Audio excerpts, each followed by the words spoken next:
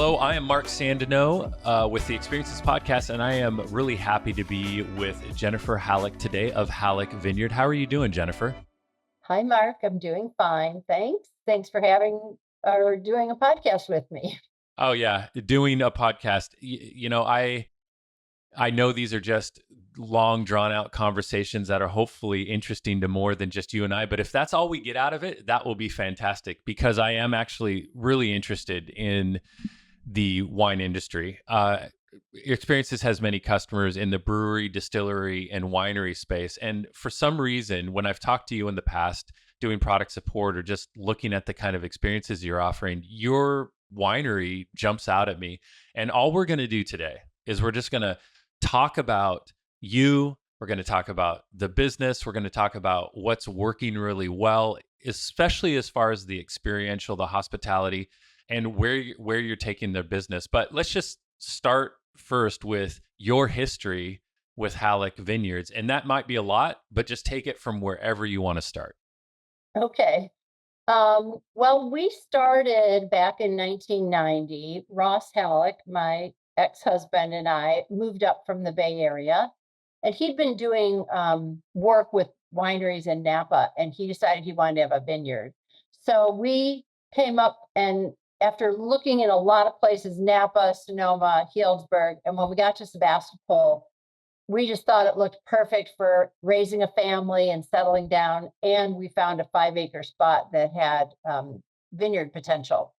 And at that time, there were no vineyards really in Sebastopol. You had to go up to River Road if people know that area. Or Iron Horse also had some vineyards. And so we're now in a little area just southwest of Sebastopol called Sebastopol Hills.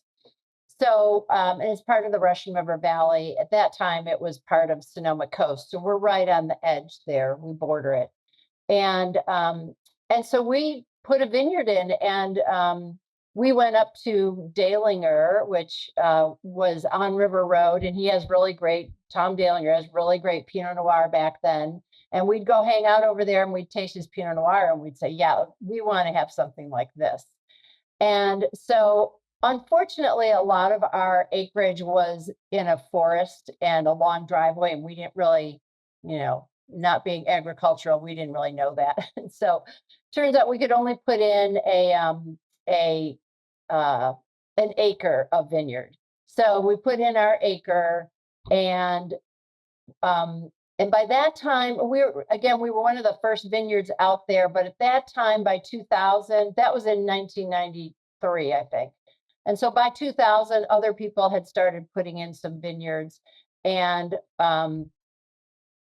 Sebastopol was always known for Gravenstein apples, and they still are. Okay. But a lot of the trees were getting old, and that Washington was producing much better apples, and that the industry started dying back. So there was this old apple packaging plant, which is just a lot of cement buildings behind cyclone fencing. And a guy named Greg LaFollette turned one of them into a custom crush facility. And he invited us in, and we brought our grapes there to get done. And he made the wine for us. He had a winery back then. And we took that Pinot Noir out to San Francisco to something called the Pinot Noir Summit. And there were about 300 different Pinot Noirs there. And still, we were like, hey, we're from Sebastopol. Anybody heard of Sebastopol? And nobody had heard of Sebastopol. And all of a sudden, we're in the back corner, and someone, it's way at the end of the event, and we've all been drinking and having a good time. And someone nudges us and said, hey, they just called your name. And I was like, what do you mean? What are you talking about? They go, you won first place. We're like, oh, okay. Well, I guess Sebastopol is a pretty good place to grow Pinot Noir then. So this is amazing. Let me reflect back a little what I'm hearing. Yeah. You and your ex-husband, I'm sorry, what was his name again?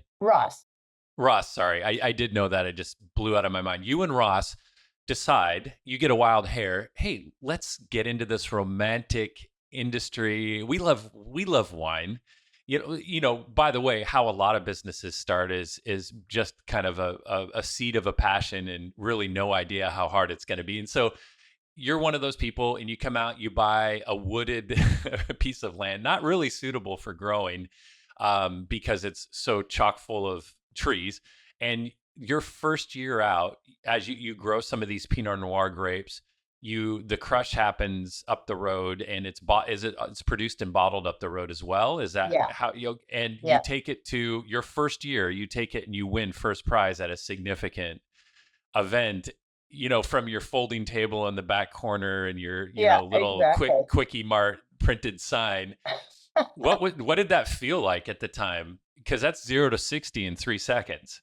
Well, it was really great to be able to take that into San Francisco and start courting restaurants and say, hey, we won this award. And everybody back then was like, oh my God, you've got Pinot Noir. Back then, I would go to these big restaurants to sell the wine, and they'd have big, huge books. And it would be like, oh, here's Bordeaux, and here's 20 pages of Burgundy and Cabernet. And here are other wines. And they'd have one Pinot Noir in on that page. It's like, oh my God. But right when we were starting, like I said, other people were starting to plant Pinot Noir, and it was beginning to catch on. And everybody loved it. It was super easy to sell. It was like I had a red carpet in San Francisco to show this wine. Um, so anyway, we went back to our winemaker, Greg LaFollette, and he said, you guys should think about doing a winery. I'm going to do a winery. You should think about doing a winery. And there were not very many wineries back then. And by that time, we could go to these other vineyards and purchase their grapes, and um, and then bring it into the custom crush and make those wines. So that's what we started to do. We Yeah, so it's just been 25 years of doing that. Well, and if you look at your press page, there you have won many awards since then, and Yeah. that's pretty amazing. Going back to the beginning, because I really think these origin stories are super interesting. You're of course naturally glossing over a whole bunch of challenges and friction and problems, and we're getting some of the early high points. How did so you've planted some grapes. How long did it take that initial acre crop of grapes to mature? Was it 18 months before you could harvest, or how long does that typically take? So the story goes, it's going to be another story. Um, you know, we didn't really know what we were doing. And we flew up to Oregon to kind of see how they're planting. People were saying, oh, in Oregon, they're planting everything, more compact. Go up and see what they're doing as opposed to the old California way. And we did that. And so then there was Dutton Farms, and they put in all the hardware for us, the stakes and everything. And then we had to find grapes. And so I pull out a phone book and I go down the list in the phone. If you remember what phone books are in the yellow I pages. do. I'm old And enough. the first couple of ones I went to, they were little box ads. And they're like, oh, we don't have any Pinot Noir. And I'm like, what? What do you mean you don't have any Pinot Noir? These are nurseries for vines. And so then the third line down was John Caldwell Nursery. Didn't have an ad or anything, and I just called them. And this guy was like, oh yeah, I've got these great Dijon clones, and I'll get you this great variety. Oh yeah, this will be great, and we'll do it green growing, which means that they graft it before you plant it. Usually you Okay. plant the rootstock, and then you come in later and put the vine Hmm. on. Well, we did these Okay. called green growing because that was all he had. And then later I would tell people that story, and they're like, John Caldwell got you your vines? And I'm like, yeah, why? I'd never met John. Well, it turns out that he's got a winery over in Napa, and he has caves and everything, which I've never gone to, and I really should. Wow. But he's the guy who went over and did little clippings in Dijon and brought back the Dijon clones. And he got caught in coming over the Canadian border. And, he's kind of a cowboy in that regard. Wow. You And dug up an OG artist, a wine artist. yeah. And so he's definitely got a name for himself. So it's pretty funny. We planted those in like 93, 94 while we're having our three children. And at first, we sold in 99. So everybody said, don't take the first grapes, like let it mature. So in 99, we harvested our first crop. and we sold them to Fred Scherer of Scherer Winery.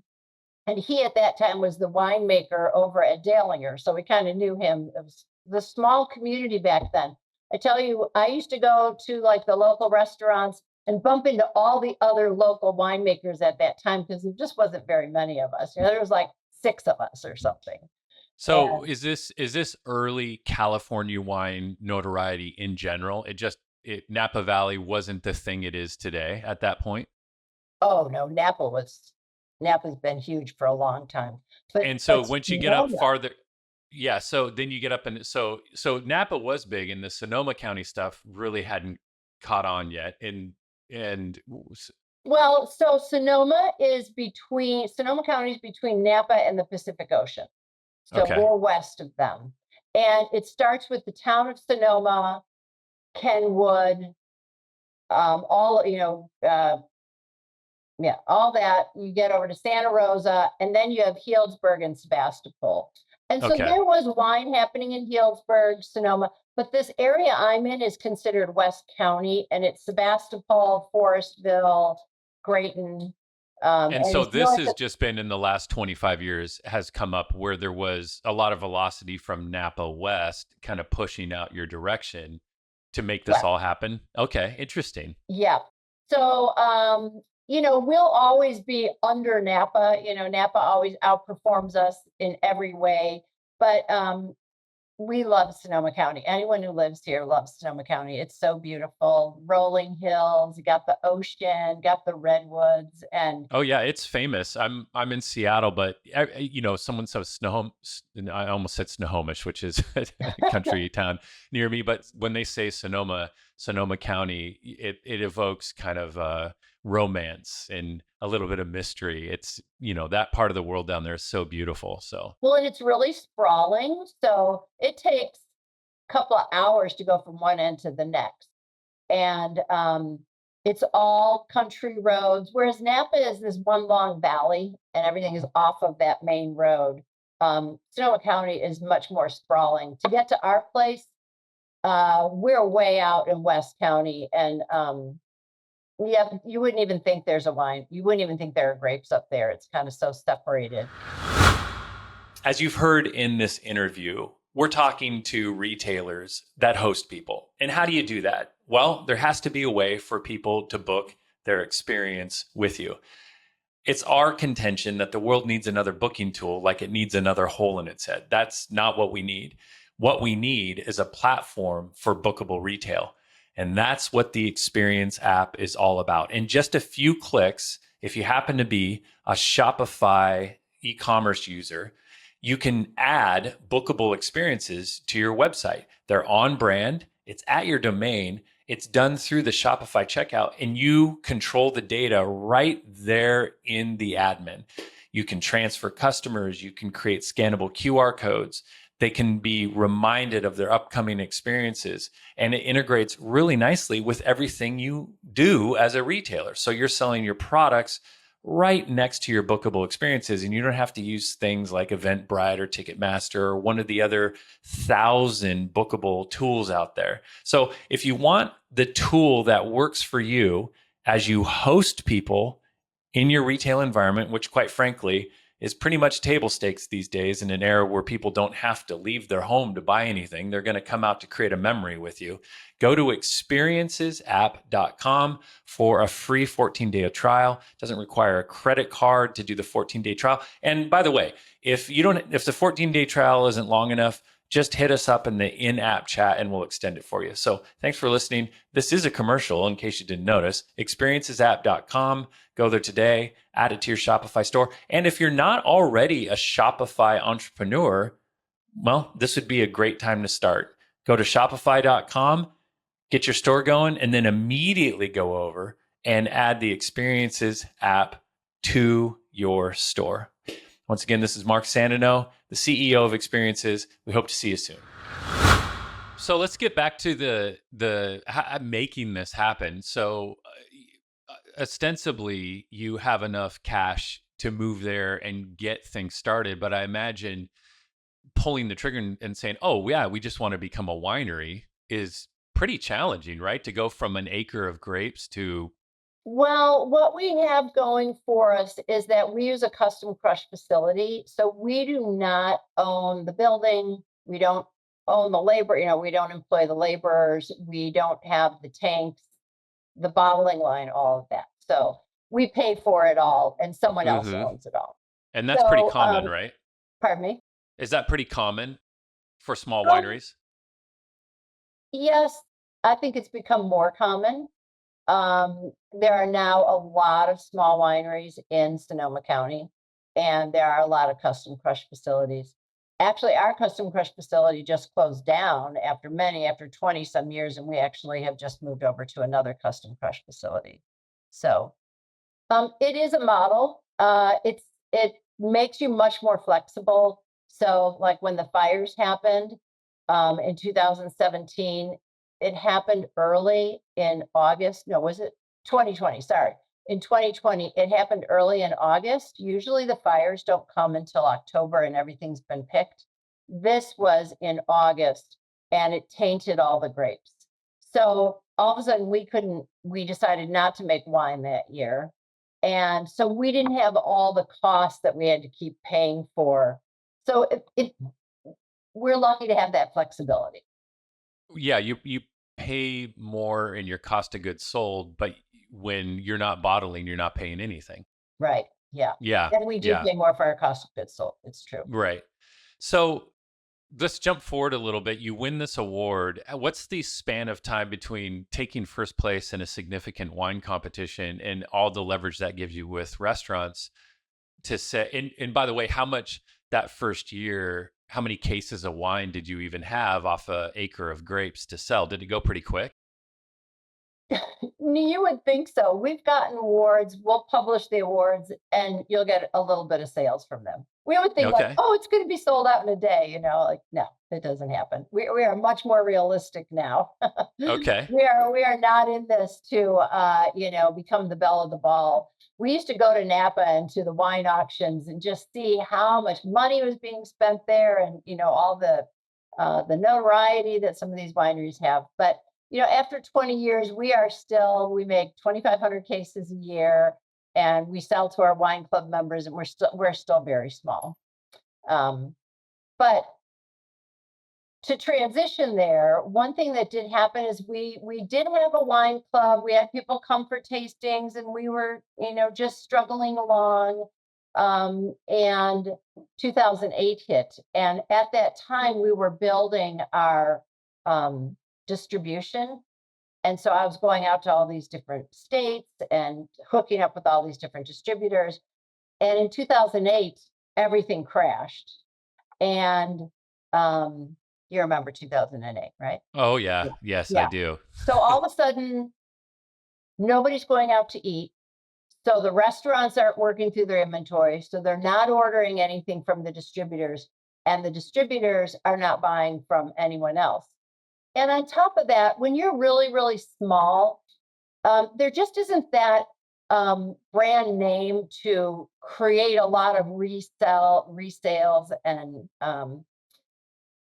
it just turned out that the only time we would really be selling to restaurants is if we went out there to sell. So it wasn't like this great thing where the distributors were reordering and reordering and reordering. We had to do a lot of work for that.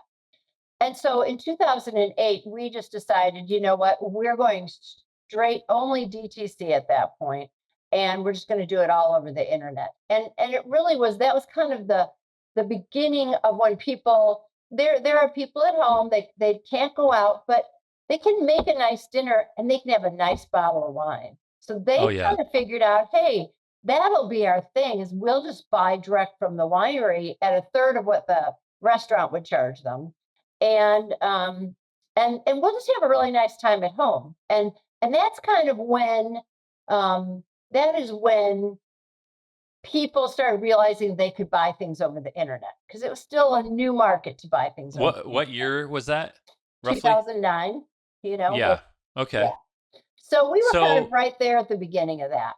yeah, so that's fantastic. And you're right. The public's comfort with buying direct is I mean, you can buy anything now. You can buy, I once, just to prove a point, I tried to name something. It's like, there's no way I could buy this direct. And I think it was something like turbine parts for my hydroelectric dam could literally be delivered to your front door. I mean, if we can get mattresses, we can get almost everything, right? Yeah. And so your timing was really good. And I love that bold move to say, okay, we're either going to create a sales team and hustle these restaurants and do all these tastings. I used to be when I was in my college years, I was a waiter at semi-fine dining establishments, and the people would come in and you do wine tastings, and we always loved those, obviously. But that's a hustle in and of itself. So you said, hey, let's make our hustle going out and finding our customers online and enjoy all the additional margin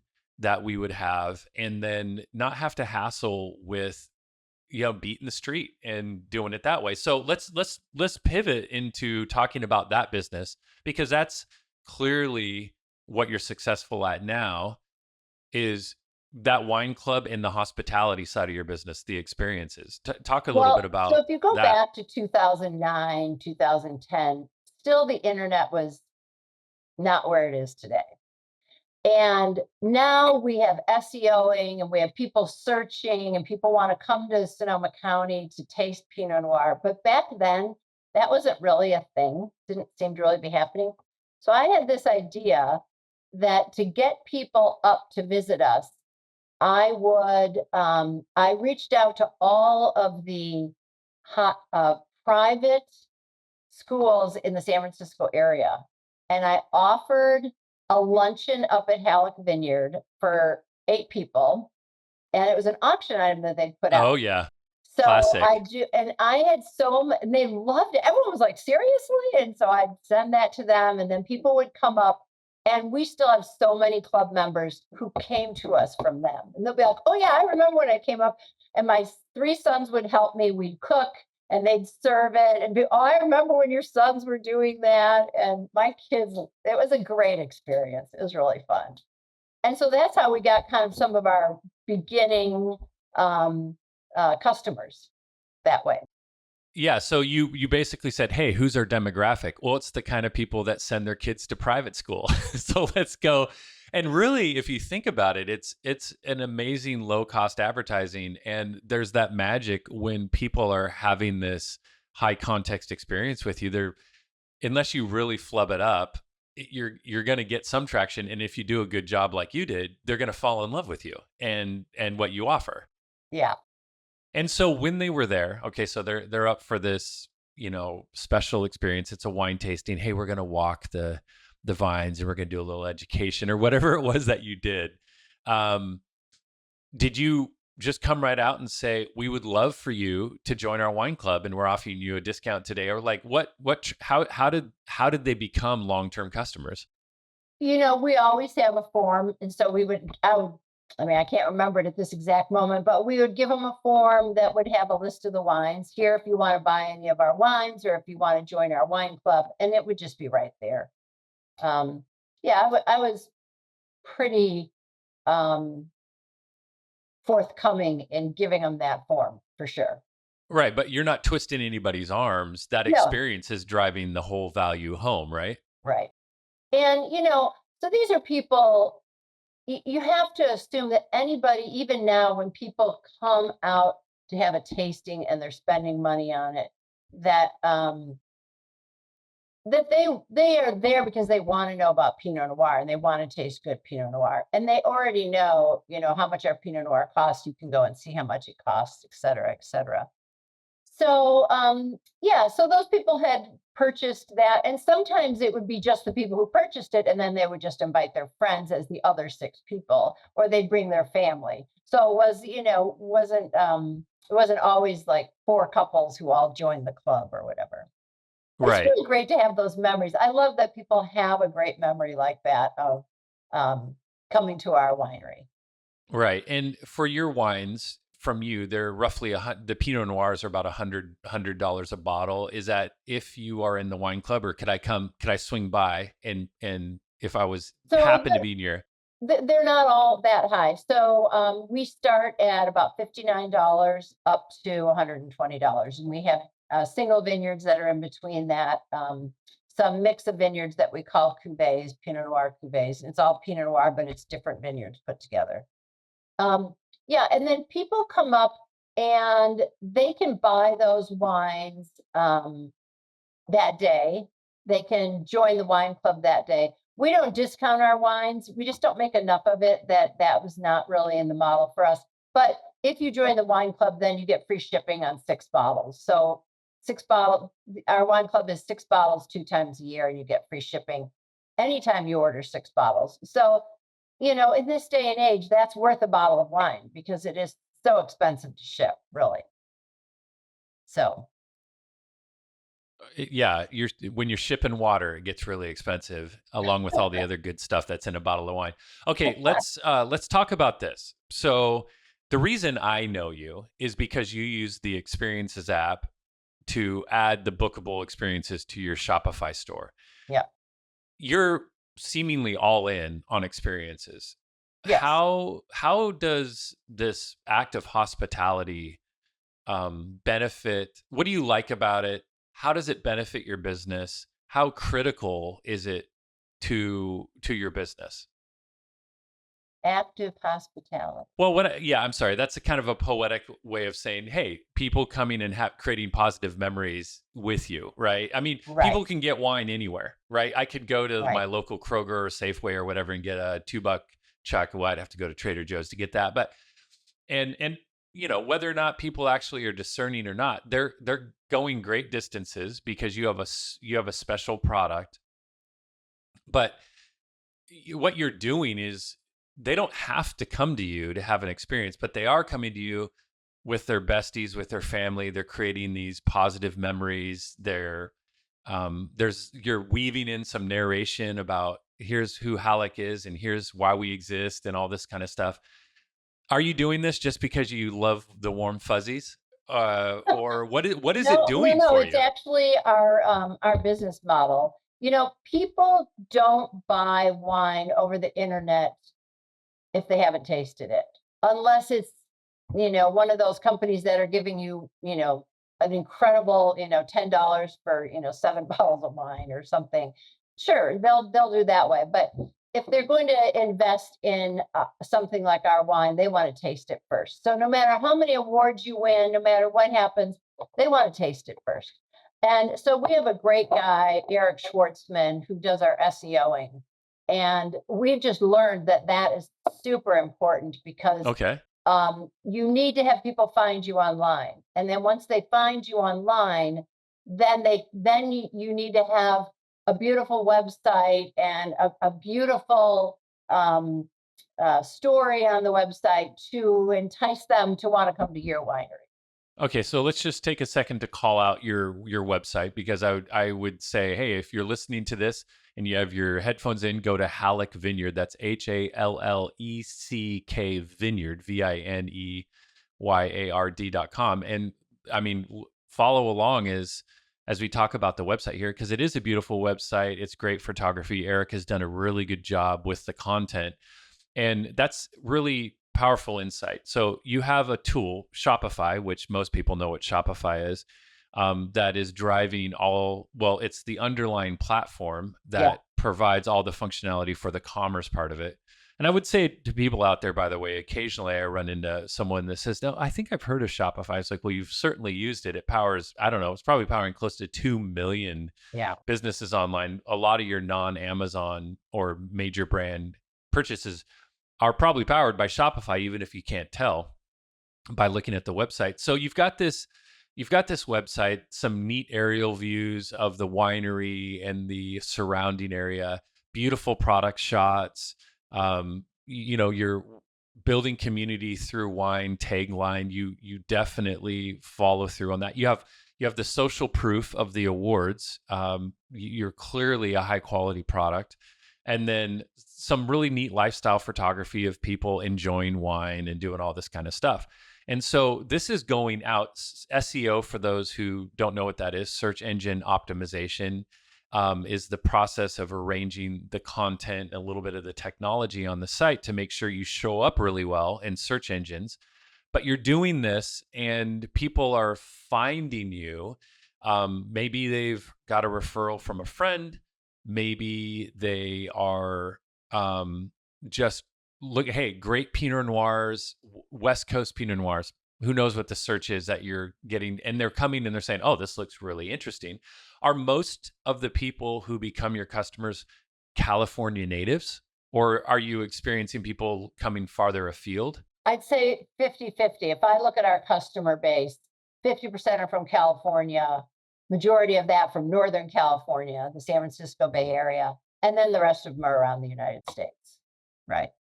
So, how does someone from, let's say, Connecticut, who maybe doesn't have a strong referral and who's never tasted the wine, how do they become a member? Do they order one bottle and say, oh, this is fantastic, I'm going to become a club member? Well, no, that's what I'm saying. They don't do that, especially at $75 for a bottle of wine, and then shipping on top of it. It's really expensive. So no, they come to our website and they sign up to come for a tasting, and they come taste the wine. And that's how Okay. yeah. So so they are, it's part of their vacation, and maybe they're doing a winery tour, and Yeah. yeah. And so that's where experiences comes in, where they click on a tasting link, which is pretty Yeah. common for wineries. Wineries that aren't doing tastings are either so huge that they're commercial endeavors, or they just aren't going to be in business for long. So they go and they book a tasting, of which, if you go to the website, this Sonoma Wine Tasting Reservations, there's your estate vineyard wine tasting experience. You get to sip 6 wines and get some, as you put it, local delicacies.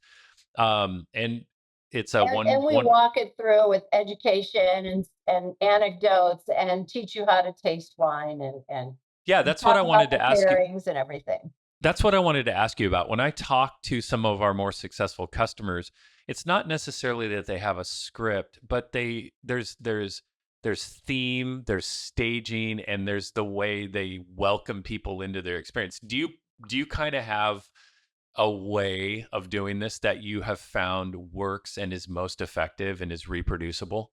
We do. When I used to do them, not so much. I would just like, because if I'm telling you, just like this podcast, I'll just talk about whatever we're going to talk about. Um, but Ross was very specific about what he liked to talk about. And now we've got 3 other people who do the tastings for us. Ross and I don't do them anymore. And they definitely have a script that they follow. Now, everybody's got their own things to talk about. They're all well versed in wine stories, and especially one guy, David. He's been in the industry so long, and he's just hysterical, and everybody loves to go and hear David's stories. But still, basically, like, we have specific things that we do like to talk about. One of them is our logo, and so our logo is a circle, and that circle represents our community. And then it's 2 lines. It's like an H inside, but it's 2 lines with a dot.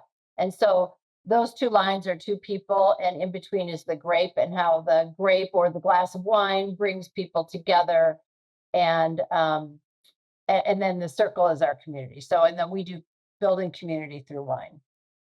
I love it. Yeah, and what we've learned about the experience economy, which is traditionally sports, travel, entertainment, and dining, is in an era where you don't have to leave your home to buy anything, going somewhere and having an experience and creating a memory is what people really are paying for. Now, in your case, with consumables like wine and food, it's hard to justify paying the significant cost to ship those kind of things unless you know it's going to be really, really good. And so naturally, the wine industry is it. I mean, to facilitate purchases, you kind of need to bring people to you. But I've been on a number of wine tastings, and I've done brewery tours and distillery experiences, and just to be completely honest, like, I do love Pinot Noir. We have some friends who have a winery in Salem called Zenith, and they were early Pinot Noir people as well. And that was where I got introduced to Pinot Noir. And honestly, at first, it wasn't my favorite wine. I noticed it had a lot of character, but it didn't have that big, huge Kool-Aid like juiciness that Cab gave me. And as a young wine drinker, I that appealed to me, that big huge explosion of flavor. Over the years I've come to really enjoy Pinot Noir, partially because of the experiences that I've had at some of these wineries. But when I really think about what I love is that wine that I experienced is coupled with me wandering the vineyard, being guided, some of the mist kind of hanging on the hills, taking a handful of grapes and chewing them and spitting them out, and then being there for harvest. Yeah. It creates this indelible, super durable nostalgia that I then tie to that brand, Zenith Vineyards. And I imagine you're doing the same thing at Halleck.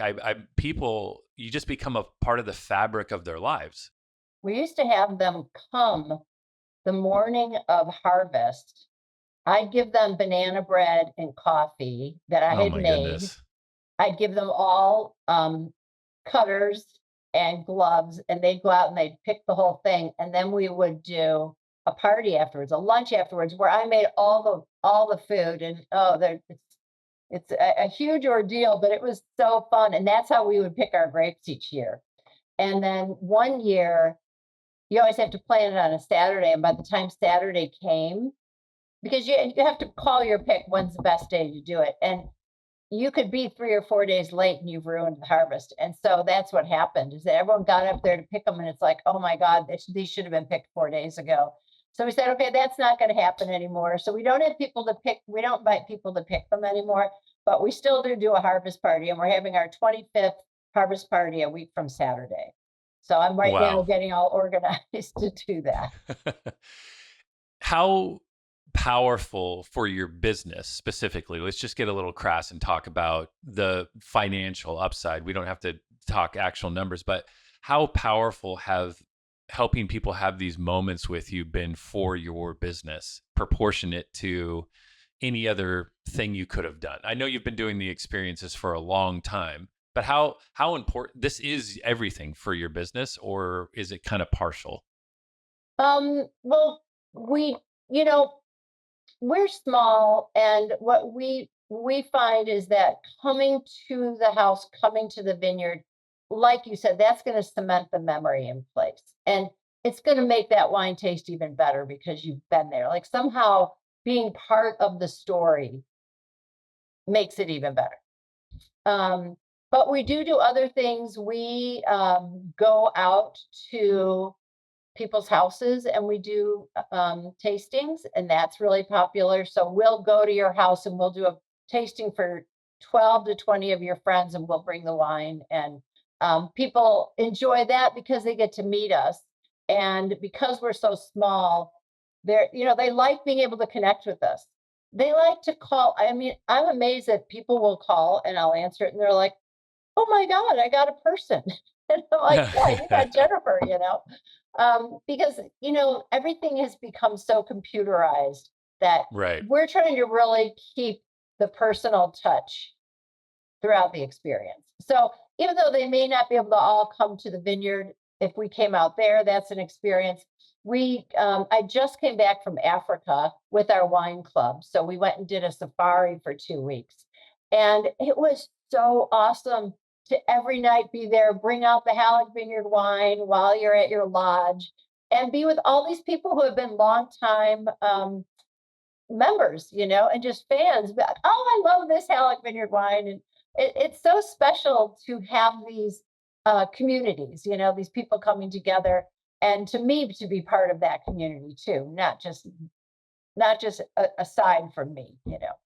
Yeah, I can imagine how wonderful that is. And by the way, just casually dropping that you're doing these international wine tours, listeners might say, "Holy cow! So what's that all about?" Can you just, because Well, you're we do it. doing We do it for our inner circle. That our wine club is called our inner circle, and so I'm about to put out our next one. We're going to Africa again next September, and so we go with a guy who's a wildlife photographer, and he has other trips. I had so much fun on this one that he has other trips to India to go see the tigers, to Alaska to go see the bears, to go to the Galapagos, on a ship. And I'm like, oh, I'm going to do these. Ross has taken people to Honduras. He's taken people to Italy. And usually it's, a group of 10 people or whatever. We are beginning to put together smaller trips, like to go kayaking somewhere, to go scuba diving together. Our idea is to build community through wine. Build, like, what do you like to do? Well, let's go do that. Let's plan something around that great hike, and we'll bring the wine so that we have really good wine to drink. Oh, that's fantastic. So you're hauling cases of your wine halfway across the world. This is the one time when Yes. it's worth the ship to water. Obviously, your wine clubs get Well, members get what the we same did thing. for this one is we gave everybody a suitcase, and in that suitcase are places to put wine. And so Oh, everybody okay. bought 2 bottles of wine into Africa. Yeah. And so to be able to even have the opportunity to pay to go on one of these trips, you got to be a part of the inner circle. Right. The inner circle really fills it up quickly. Yes. Oh, okay. Yeah. Well, that is what an amazing business. Okay. To end, imagine a brand new wine entrepreneur, or really any food and beverage entrepreneur, is listening and they're thinking, this sounds amazing. I want to go to there, as the great Liz Lemon says. What advice would you give them? Something I practical want to and go to strategic. there. What does that mean? Yeah, sorry. It's really, I assume everyone has watched 30 Rock. Liz Lemon, Tina Fey, she would often, when something was really cool, she'd say, I want to go to there. She was so excited, she couldn't even like grammatically make it correct. So funny. So they say, hey, I want that. I want to make that happen for my winery, my beverage thing. Maybe they've been struggling for years, or maybe they're starting out. What would you tell them to do? I tell them a couple of things. Ross's favorite line is, the way to make $1 million at a winery is to start with, 5 million or something. Yeah. So it's not a place to make money. It's a lifestyle. And like, I'm on the computer all the time now, but I'm talking to people, I'm selling wine, where it's just great to be around really good product. So I really enjoy that part of it. It's been great to dive into the agricultural part of it and to learn all about the grape growing. And we're not making Coca-Cola, so there's definitely a lot more heart in the whole thing. So I've loved that part of it. And you've got to just jump off. Like, people come here to Sonoma County. Oh my God, I want to buy a vineyard property. I want to move out there. And it's like, well, you just got to do it. It's never going to just happen, And I would say the same thing. I want to move to Belize and go scuba diving every day. And wow, could I do that? And somebody has done it because they just made the choice and they did it. So you do have to jump ship and actually come up and buy the property and get it going. So first step is, against all recommendations and sanity, just if you feel that passion or that desire, just pull the trigger, make it happen. And then what might be a step 2? Well, I would say one thing about our wineries, we have a winemaker, but we are not the winemakers. Majority of the wineries that get started are started by the actual winemakers. And so, if you were really going to do it, I would say go get your degree in enology and learn how to make a wine, or come up and work a harvest and see what that feels like. So we're a little bit unusual that Ross and I are not although we do all the blending and we have our hands deep inside of what that final product's going to taste like, we are not at the winery every day making sure that that's all working. And so I think that's kind of, if you're gonna start a winery, you should probably come up and learn how to make wine first. Okay, so come and make wine first, then buy land, and then as fast as you can learn how to make wine by going to school. And then what would you say about making sure that you're offering experiences around your thing? When and how should they start doing that? And what have you learned is the best way to do that? Well, it depends on if you're coming in and buying an existing wine or you're starting from scratch. If you start from scratch, you've got to grow the grapes first, which takes years. A lot of people also come up and they'll buy a property, they'll buy a vineyard. And when we were starting out, a lot of people bought that vineyard or planted a vineyard, and then that's what we did. We planted a vineyard and then started a winery around that.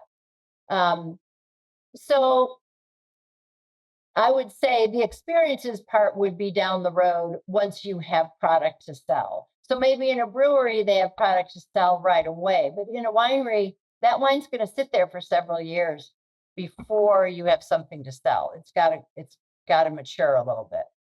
Yeah. Well, I love your story. Halleck is super interesting. I encourage everyone who's listening to go check it out. Get in the inner circle and take one of these amazing trips with Jennifer to Africa or the Galapagos. Well, thank you so much for your time today. And I look forward to chatting with you again in the future. Thank you so much. Thank you.